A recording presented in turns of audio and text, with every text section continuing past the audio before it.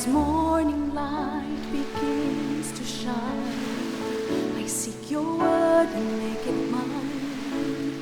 In quiet moments, faith is born. With every breaking of the dawn, rise and reflect on promises true. With every dawn, I'm renewed by you. Guided by grace, strengthened by love, your light leads me from above. Your word, my hope, my guiding way. In you I find strength each day. Through trials and fears I trust and rest. In your wisdom I am blessed. Rise and reflect on promises true. With every dawn I'm renewed by you. Guided by grace, strengthened by love, your light leads me from above.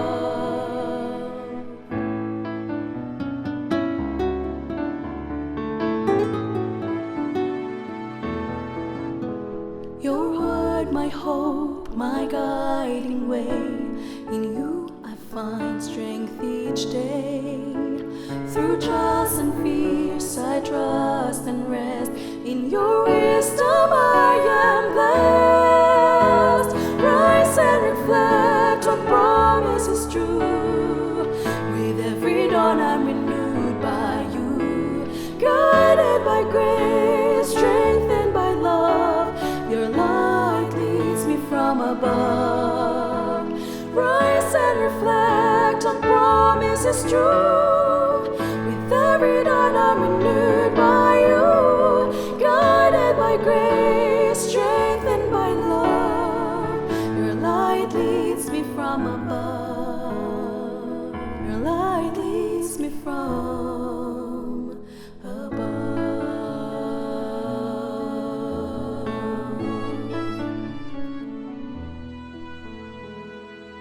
Isang bago at punong-puno ng pag-asang umaga, kaibigan. Ako ang iyong kaibigan, Narcaranza, na nagsasabing, because of the Lord's great love, we are not consumed, for His compassions never fail.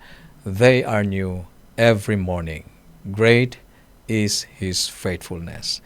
Napakabuti ng ating Panginoon sa atin. Muli niyang ipinagkaloob ang buhay at pagkakataon na tayo ay mabuhay sa araw na ito, sa umagang ito. Tayo ay Kanyang ibinangong muli sa atin pong pagkakatulog. Kaibigan, ikaw ay nakikinig dito sa ating himpilan AWR 89.1 FM at ito ang ating programang Rise and Reflect. Dito ay ating pinasisimulan ang bawat araw sa pagbabalik ng pasasalamat sa ating Panginoong Diyos, pagbabasa ng Kanyang banal na salita at sa pananalangin. Ngayon ay tutunghay muli tayo sa bahagi ng aklat sa Biblia na ating binabasa, ang Genesis. Ngayon ay Kabanatang 39, talatang 1 hanggang 6. At mula sa ang Bible Pinoy version, pakinggan niyo po ang sinasabi ng Biblia. Dinala nga ng mga Ismaelites si Joseph sa Egypt at binenta siya kay Potiphar, isang official ng hari at kapitan ng mga guard sa palasyo. Tinulungan ni Lord si Joseph at ginawang successful. Nakatira siya sa bahay ng amo niyang Egyptian. Nakita ng amo niya na tinutulungan siya ni Lord kasi nagiging successful ang lahat ng ginagawa niya. Natuwa sa kanya si Potiphar at ginawa siyang personal assistant. Pinamanage sa kanya ang bahay at ang lahat ng ari-arian nito. Simula noon, dahil kay Joseph, blines ni Lord ang buong pamilya ng Egyptian at ang lahat ng pagmamayari nito sa bahay at sa bukid. Pinagkatiwala ni Potiphar kay Joseph ang lahat ng ari-arian niya, kaya wala na siyang iniintindi except sa kakainin niya. Gwapo si Joseph at maganda ang katawan. Ang Panginoon ay sumasa iyo.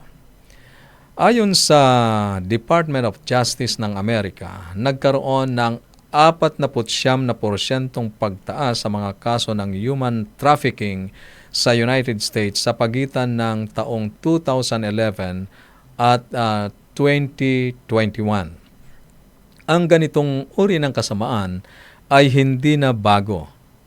Sa Biblia, si Joseph ay biktima ng human trafficking. At ang nakakalungkot ay ang kanya mismong mga kapatid hanggang sa mga mangangalakal papuntang Ehipto. Kinasusuklaman ng kanyang mga kapatid si Joseph.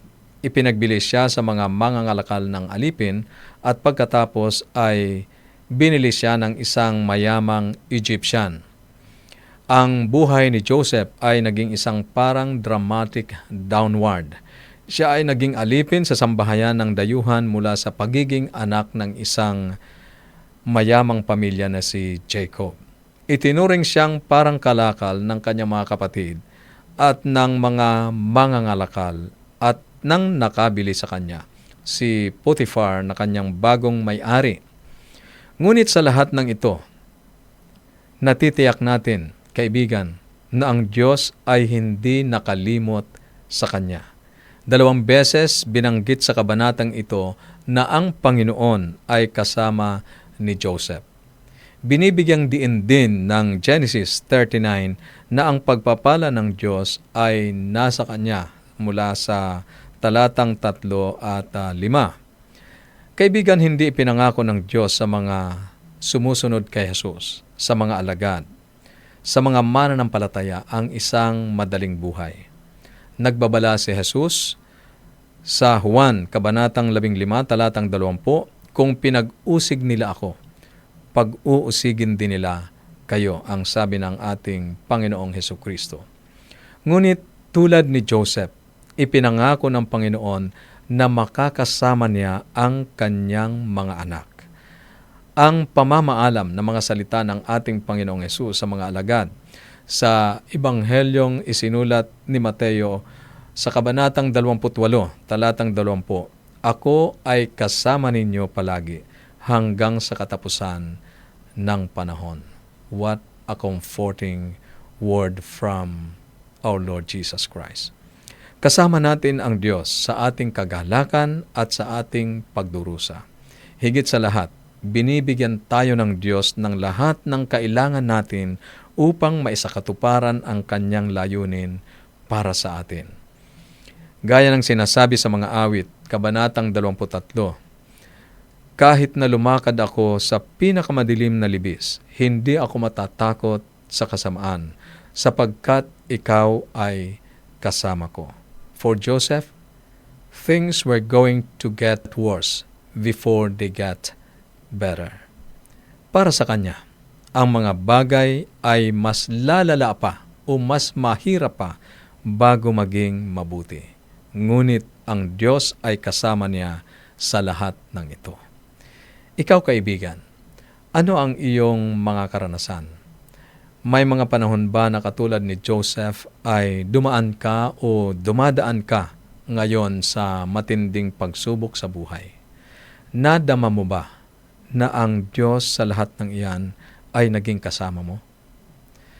Ang payo sa atin ng Biblia sa Deuteronomio, kabanatang 31, talatang 6, "Magpakatatag kayo at magpakatapang. Huwag kayong matatakot sa kanila, dahil ang Panginoon ninyong Diyos ay kasama ninyo. Hindi niya kayo iiwan o pababayaan man." Yan ang pangako ng ating Panginoong Diyos. Kaibigan, ihambing mo ang pagpapala ng Diyos na inilarawan sa Genesis, kabanatang 30, talatang 3, sa aktwal na mga kaganapan ng nangyari sa buhay ni Joseph. Ano kaya ang naging dahilan ng pagdududa ni Joseph sa presensya ng Diyos? Bakit minsan nagdududa din tayo na kasama natin ang Diyos sa mga mahihirap na kalagayan? Para sa iyong insight and reflection, maaari kang mag-text sa atin pong mga numero 0917-1742-777, 0917-1742-777, at sa 0918-9447-891. 0918-9447-891. At para naman po sa inyo na nasa Facebook page at YouTube channel, dyan po sa ating comment section, pwede nyo pong isulat ang inyong insight and reflection. Kami po ay matutuwa na mabasa ito at mapakinggan buhat po sa inyo. Kaibigan, para sa pagpapatuloy ng ating programa ngayong umaga, nais kong ihandog sa inyo ang isang napakagandang awiting inawit ni Catherine Agustin. May pamagat, When Life Gets Broken. Pakinggan natin ang awiting ito.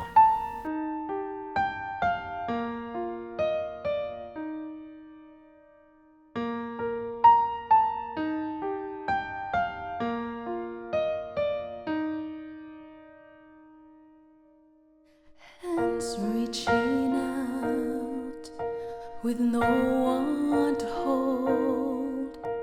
You've been abandoned with no place to go. Wounded and wanting such desperate times. Cold, bitter tears are filling your eyes. Get a glimpse of Jesus, for He's right there with you. He knows just what you need. When life gets broken, when you're in despair, He'll carry your burden where there's too much to bear. He's down in the valley where He'll give you strength. There is nothing you have lost that He can't replace. He'll help you start all over again when life gets broken.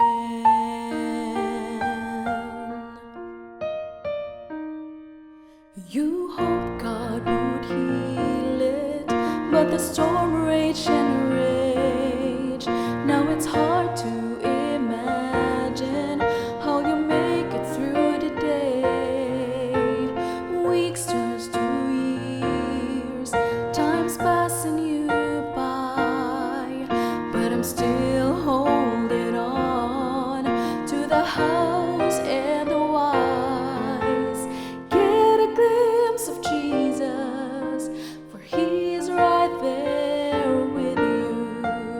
He knows just what you need. When life gets broken, when you're in despair, He'll carry your burden where there's too much to bear. It's down in the valley where He'll give you strength. There is nothing you have lost that He can't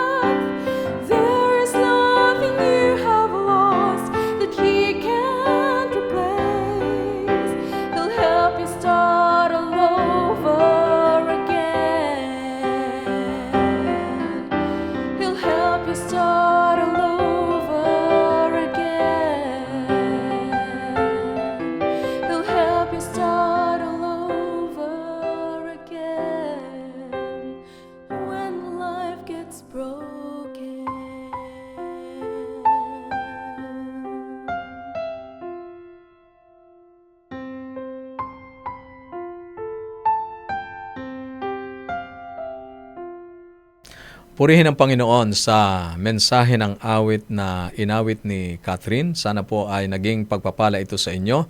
At ngayon po ay dadako tayo sa ating pananalangin.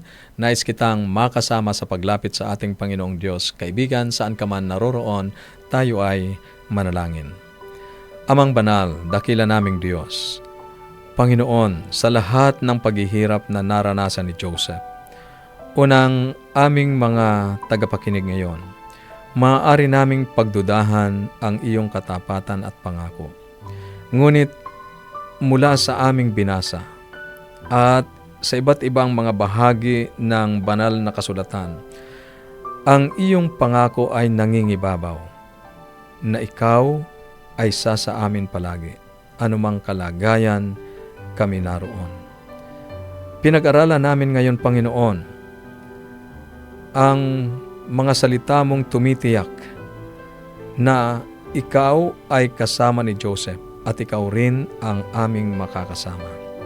Panginoon, hinihiling namin ang pananampalataya na paniwalaan ito para sa aming paglalakbay sa buhay na ito. Dakila naming Diyos, akin pong ipinapakiusap at idinadalangin ang aming mga kaibigan na may iba't ibang mga pasanin sa buhay. Panginoon, ang ilan po sa kanila ay naghahanap ng pagtatrabahuhan upang matustusan ang kanilang mga pangangailangan. Akin pong idinadalangin, Panginoon, na ang mga kaibigang ito ay makasumpong ng mga lugar upang sila po ay makapaghanap buhay. Ang ilan po ay mayroong struggle at challenge sa kanila pong negosyo. Akin pong dinadalangin din, Panginoon, at itinataas ang mga kaibigang ito na inyo pong pagpalain ang kanila pong pinasimulang negosyo at hanap buhay. Paluguin niyo po, Panginoon, ang ipinagkatiwala niyo sa kanilang mga negosyong ito, sa kanila pong pagtataguyod sa kanilang sambahayan. Maraming salamat, Panginoon, na inyo rin pong dadalawin ang mga mahal namin sa buhay na may karamdaman at inyo pong ipapadama sa kanila ang inyong pagkalinga at pagpapagaling. Maraming salamat sa inyong pagdinig sa aming panalangin sa pangalan ng aming tagapagligtas na si Jesus. Amen. Amen. Muli, nagpapasalamat ako sa inyong patuloy na pagsubaybay saan man po kayo naroroon, nakikinig sa iba't ibang mga estasyon dito sa Luzon at sa iba't ibang dako na sumusubaybay po sa ating Facebook page at YouTube channel. Maraming salamat sa inyo pong maagang pagising para po sa pagbabasa ng salita ng ating Panginoong Diyos. At akin pong ini-offer pa rin ang atin pong Bible Study Guide na Explore para po sa inyong patuloy na pag-aaral ng salita ng ating Panginoong Diyos sa inyong mga tahanan. Mapapasa inyo po ang Bible Study Guide na ito ng libre kung inyo pong ipapadala ang inyong kompletong pangalan at address kasama ng contact number sa atin pong mga numero 0917 1742-777. 0917-1742-777 at sa 0918-9447-891. 0918-9447-891. At para naman po sa inyo na nasa Facebook page at YouTube channel, sa atin pong comment section, inyo pong isulat ang inyong kompletong pangalan, address at isama na rin po ang contact numbers para po mas mabilis nating na ipapadala ang Bible Study Guide na Explore. Kaibigan, sinasaliksik ninyo ang kasulatan sapagkat iniisip ninyo na sa mga iyon ay mayroon kayong buhay na walang hanggan. At iyon ang nagpapatotoo sa ating Panginoong Hesukristo. Ako ang iyong kaibigan, nagsasabing kung ang salita ng Diyos ang iyong gabay, ang landas mo ay hindi masisinsay. Patuloy po kayong makinig sapagkat amin pong ihahandog pa ang mga makalangit na awitin at ang salita ng buhay. God bless.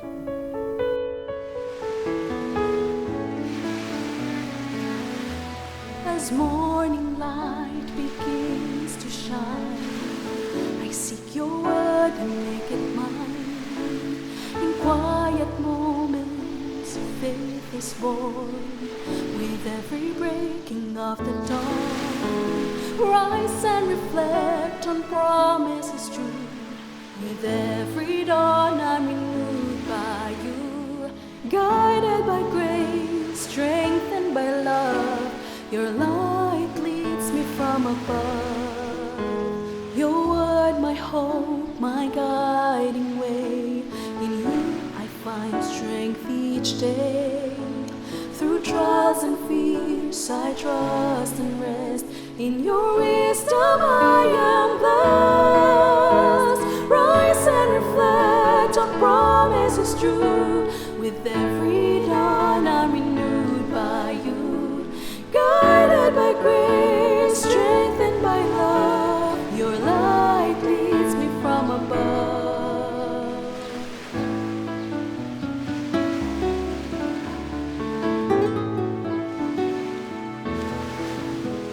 Your word, my hope, my guiding way. In you I find strength each day. Through trials and fears I trust and rest. In your wisdom I am blessed. Rise and reflect on promises true. With every dawn I'm renewed by you, guided by grace, strengthened by love. Your light leads me from above. Rise and reflect on promises true. With every dawn I'm renewed by you, guided by grace, strengthened by love. Your light leads me from above.